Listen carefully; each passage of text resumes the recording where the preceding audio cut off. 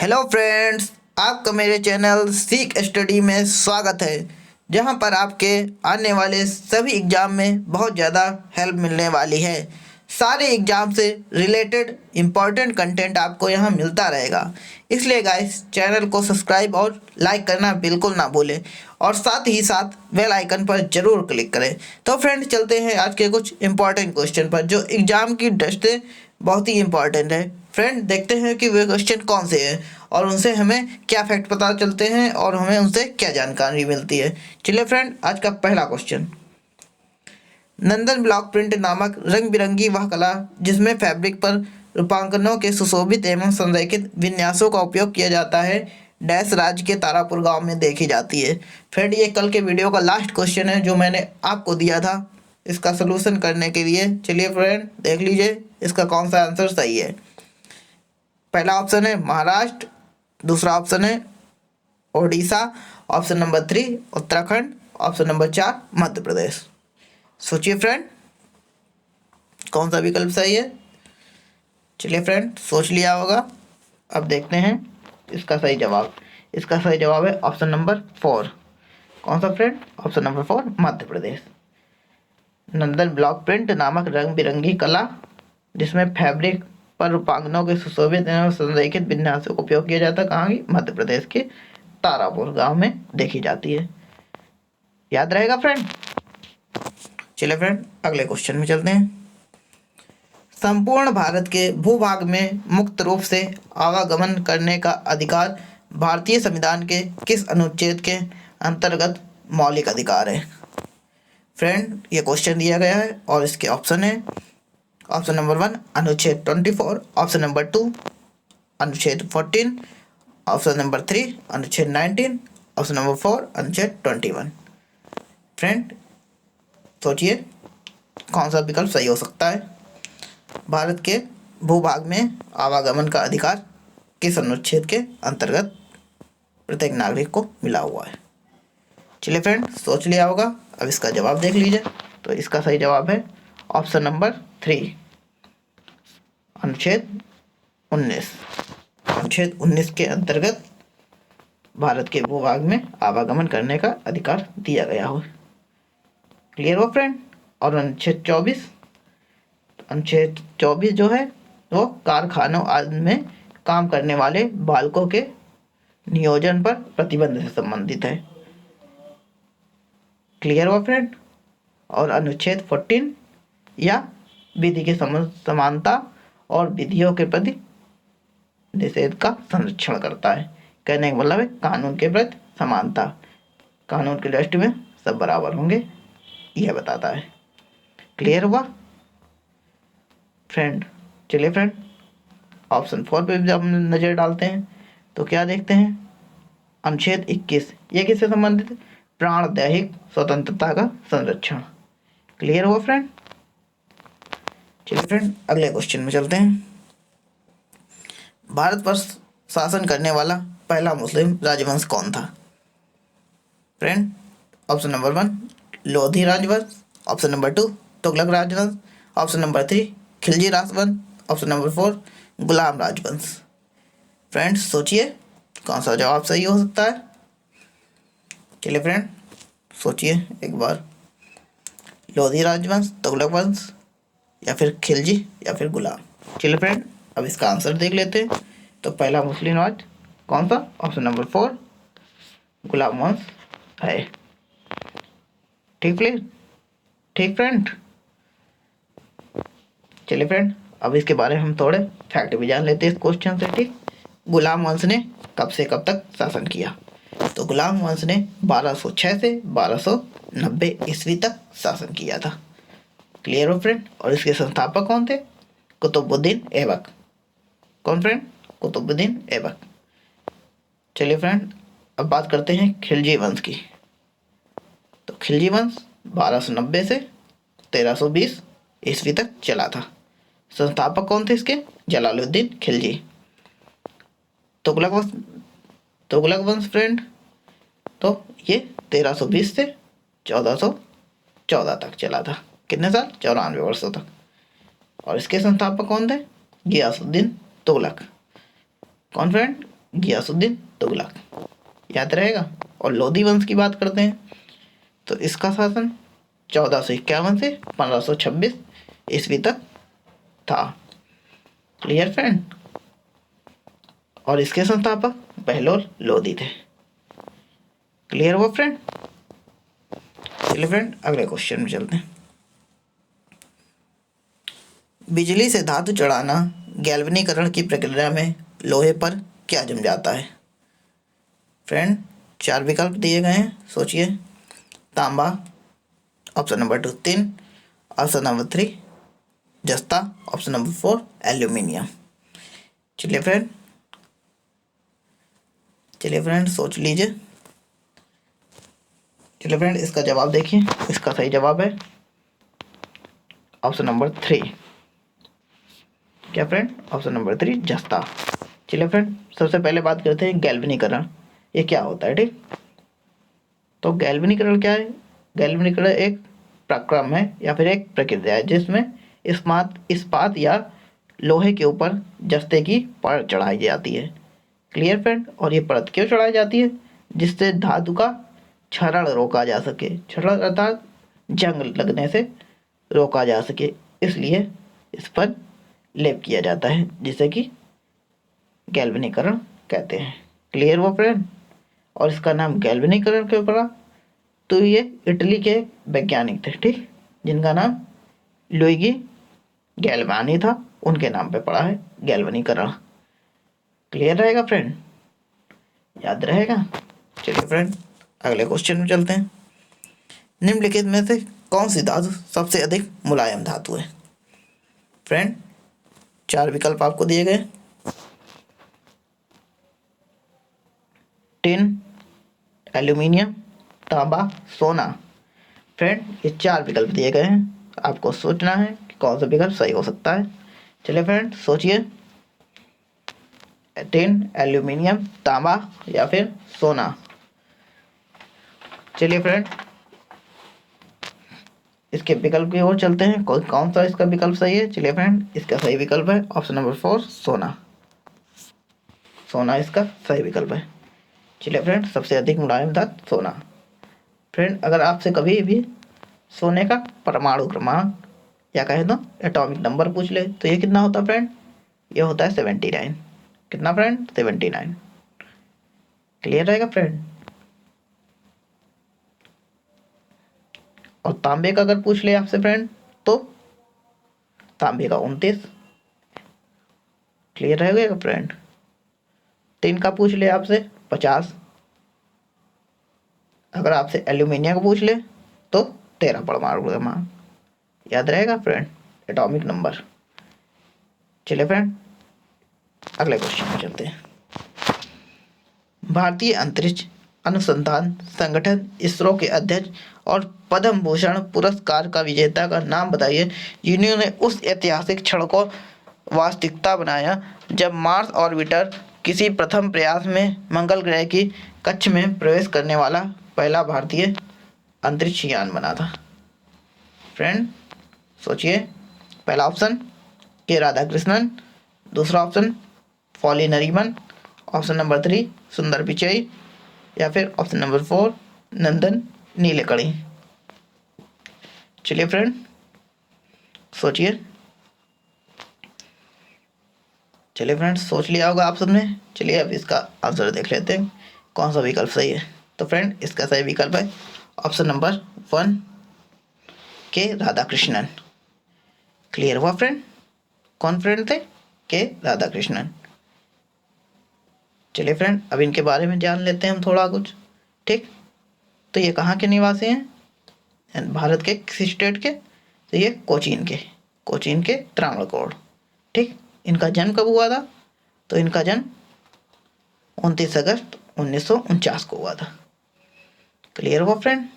और ये कब से कब तक भारतीय इसरो में मुख्य चेयरमैन के पद पर थे, तो ये नवंबर 2009 से 2014 तक। कब तक पढ़े, 2009 से 2014 तक। ठीक, और इन्हें पद्म भूषण कब मिला था, तो इन्हें पद्म भूषण 2014 में मिला था। क्लियर है फ्रेंड। और इन्होंने कौन से 2 मिशन में महत्वपूर्ण भूमिका निभाई? तो इन्होंने चंद्रयान 1 में और मंगलयान मिशन में महत्वपूर्ण भूमिका निभाई थी। Clear friend. चलिए फ्रेंड, अब अगला ऑप्शन देखते हैं, फॉली नरीमन। ये भी काफ़ी फेमस पर्सन है। फॉली नरीमन ये क्या है? ये सीनियर एडवोकेट और क्या है? ज्यूरिस्ट है। ठीक। इन्हें 1991 में पद्म भूषण और 2007 में पद्म विभूषण मिला था। क्लियर हुआ फ्रेंड? कौन? फॉली नरीमन को। ठीक फ्रेंड। अब बात करते हैं सुंदर पिचाई की। फ्रेंड, सुंदर पिचाई तो ये कौन है? गूगल के वर्तमान सीईओ हैं। ये कब से हैं? 2015 से हैं। ठीक। चलिए फ्रेंड, अब बात करते हैं नंदन नीलेकणी की। तो ये कौन है? इंफोसिस के सह संस्थापकों में से एक हैं। ठीक। और इंफोसिस की स्थापना 1981। Clear friend. चलिए फ्रेंड, अब अगले क्वेश्चन में चलते हैं। बांदीपुर राष्ट्रीय उद्यान पार्क कहाँ स्थित है? फ्रेंड, पूछा गया बांदीपुर राष्ट्रीय उद्यान कहाँ स्थित है? Friend, option number 1 Sikkim, option number 2 Karnataka, option number 3 Kerala, option number 4 Gujarat. Friend, सोचिए कौन सा विकल्प सही हो सकता है। चलिए फ्रेंड, सोच लिया होगा आप सबने। अब चलते हैं इसके आंसर की ओर कि कौन सा विकल्प सही है। तो फ्रेंड, इसका सही जवाब है ऑप्शन नंबर 2 कर्नाटक। बांदीपुर में जिले में, कर्नाटक राज्य में बांदीपुर राष्ट्रीय उद्यान स्थित है। क्लियर हो फ्रेंड। चलिए फ्रेंड, अगला क्वेश्चन देखते हैं। विद्युत चुंबकीय विज्ञान की खोज और उसका नामकरण किसने किया? फ्रेंड, 4 ऑप्शन दिए गए हैं। पहला option Andre Marie Ampere, option number 2 James Clark, option number 3 Hans Christian ऑस्टर्ड, या फिर माइकल फेराडे। फ्रेंड, ये 4 विकल्प हैं, सोचिए कौन सा विकल्प सही हो सकता है। फिर अपने उत्तर का मिलान कर दीजिए। चलिए फ्रेंड, सोचिए। Andre Marie Ampere, James Clark, Hans Christian ऑस्टर्ड, या फिर माइकल फेराडे। चलिए फ्रेंड, सोच लिया होगा। इसका आंसर देखते हैं। तो इसका सही जवाब है option number 1। Option number 1 Andre Marie ampere. कौन फ्रेंड? Andre Marie ampere. ये कहाँ के वैज्ञानिक थे? तो ये फ्रांस के महान वैज्ञानिक थे। क्लियर हुआ फ्रेंड। और जेम्स क्लार्क की बात करें तो ये कहाँ के? ये यूके के थे। और हैंस क्रिश्चियन ऑस्टर्ड ये कहाँ के? डेनमार्क के थे। और माइकल फेराडे, इनको तो कौन नहीं जानता, लंदन के ब्रिटिश महान ब्रिटिश वैज्ञानिक थे माइकल फेराडे। इनसे तो हर कोई वाकिफ है। चलिए फ्रेंड, अगले क्वेश्चन में चलते हैं। निम्नलिखित में से किस मंत्रालय ने मिड डे मील, जिसको कहते हैं मध्याह्न भोजन योजना चालू की? फ्रेंड, मिड डे मील किस मंत्रालय ने चालू की थी? गृह मंत्रालय ने, मानव संसाधन विकास मंत्रालय, ऑप्शन नंबर 3 सामाजिक न्याय और अधिकारिता मंत्रालय, या फिर ऑप्शन नंबर 4 समाज कल्याण मंत्रालय। फ्रेंड, 4 विकल्प आपको दिए गए हैं, सोचिए। गृह मंत्रालय, मानव संसाधन विकास मंत्रालय, सामाजिक न्याय और अधिकारिता मंत्रालय, या फिर ऑप्शन नंबर 4 समाज कल्याण मंत्रालय। चलिए फ्रेंड, सोच लीजिए। चलिए फ्रेंड, इसका आंसर देखिए। इसका सही जवाब है ऑप्शन नंबर 2 मानव संसाधन विकास मंत्रालय। क्लियर हुआ फ्रेंड? कौन? मानव संसाधन विकास मंत्रालय इसका सही जवाब है। चलिए फ्रेंड, और इसकी स्थापना कब की गई थी मिड डे मील की? तो इसकी स्थापना की गई थी 15 अगस्त 1955 को। कब फ्रेंड? 15 अगस्त 1955 ईस्वी में। क्लियर हुआ फ्रेंड? और इसका उद्देश्य क्या है? तो इसका उद्देश्य है प्राथमिक शिक्षा को सार्वजनिक रूप से बढ़ाना। क्लियर हुआ फ्रेंड? और क्या हो इसका उद्देश्य है? तो बच्चों को पोषण की जो कमी है उसके स्तर को बढ़ाना और उनकी सीखने की कला में वृद्धि करना इसका मुख्य उद्देश्य है। क्लियर हुआ फ्रेंड? चलिए फ्रेंड अगला क्वेश्चन देखते हैं। भारत का सबसे लंबा राष्ट्रीय मार्ग कौन सा है फ्रेंड? राष्ट्रीय राजमार्ग 27, राष्ट्रीय मार्ग 53, राष्ट्रीय मार्ग 44 या फिर राष्ट्रीय राजमार्ग 48। फ्रेंड ये 4 विकल्प हैं, सोचिए कौन सा विकल्प सही हो सकता है। Option number 1, option number 2, option number 3 या फिर ऑप्शन नंबर 4। चलिए फ्रेंड इसका सही जवाब देखिए, तो इसका सही जवाब है ऑप्शन नंबर 3, राष्ट्रीय राजमार्ग 44। ठीक, इसको NH 44 भी कहते हैं। ठीक, नेशनल हाईवे 44। इसकी लेंथ कितनी है फ्रेंड? तो इसकी लेंथ है 3806 किलोमीटर। कितना? 3806 किलोमीटर। ये किन किन राज्यों से होकर गुजरता है फ्रेंड? तो ये जम्मू कश्मीर, पंजाब, दिल्ली, हरियाणा, यूपी, MP, राजस्थान, महाराष्ट्र, तेलंगाना, आंध्र प्रदेश, कर्नाटका और तमिलनाडु आदि राज्यों से होकर गुजरता है।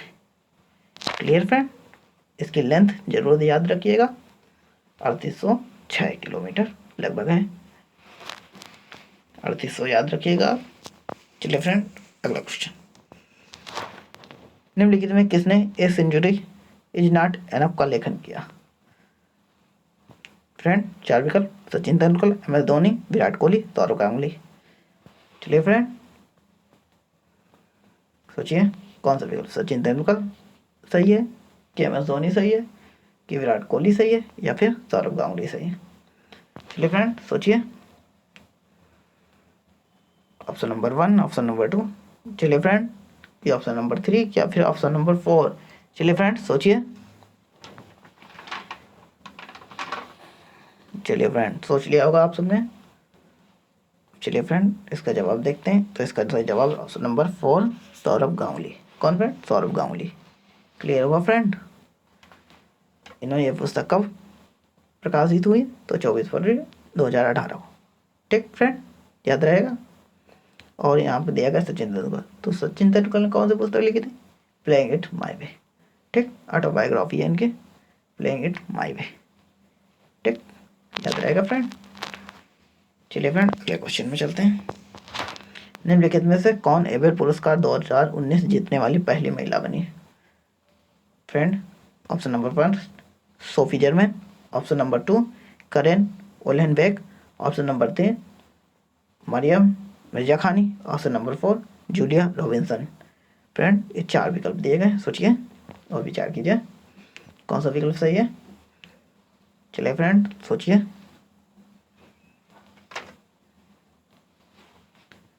चलिए फ्रेंड सोच लिया होगा आप सबने। इसका सही जवाब देखते हैं। इसका सही जवाब है ऑप्शन नंबर 2। कौन फ्रेंड? ऑप्शन नंबर 2 करेन ओलेनबेक। ये कहाँ की निवासी है? तो ये अमेरिका की है। ये एक प्रसिद्ध मैथमेटिशियन है जो कि टेक्सास या फिर कहें टेक्सास विश्वविद्यालय में प्रोफेसर है। ठीक फ्रेंड, और ये आपसे पूछा जा सकता है कि एबेल पुरस्कार कब शुरू किए गए? तो ये पुरस्कार 2003 में शुरू किए गए थे। एबेल पुरस्कार में कितनी राशि मिलती है फ्रेंड? तो ये लगभग $7 लाख मिलते हैं। कितने? $7 लाख। ये किस संस्था द्वारा दिया जाता है? तो फ्रेंड ये Norway academy of science and letters द्वारा। कौन सी संस्था? नॉर्वे एकेडमी ऑफ साइंस एवं लेटर्स द्वारा। ठीक क्लियर है? क्लियर है फ्रेंड? चलिए फ्रेंड अगले क्वेश्चन में जाते हैं। निम्नलिखित में से किस देश में दुनिया की सबसे बड़ी संसद है? चलिए फ्रेंड 4 विकल्प दिए गए आपको। Option number 1 UK, option number 2 चीन, option number 3 India, option number 4 Japan. Friend ये 4 विकल्प दिए गए, इनको सोचिए और विचार कीजिए। चलिए फ्रेंड सोचिए किस देश में दुनिया की सबसे बड़ी संसद है? UK, चीन, इंडिया, जापान। चलिए फ्रेंड इसका जवाब देखते हैं, तो इसका सही जवाब है ऑप्शन नंबर 2 चीन। क्लियर हुआ फ्रेंड? तो चीन में दुनिया की सबसे बड़ी संसद है। ठीक फ्रेंड, अब यहाँ दिया गया है एक क्वेश्चन आपसे पूछा जा सकता है एग्जाम में कि देशों की संसद के नाम। तो फ्रेंड यूके की संसद है तो इसको क्या कहते हैं? पार्लियामेंट कहते हैं। ठीक, चीन की संसद को नेशनल पीपल कांग्रेस कहते हैं। इंडिया की तो संसद है। ठीक, और जापान की संसद को डाइट कहते हैं फ्रेंड। ये याद रखिएगा फ्रेंड, याद रहेंगे फ्रेंड।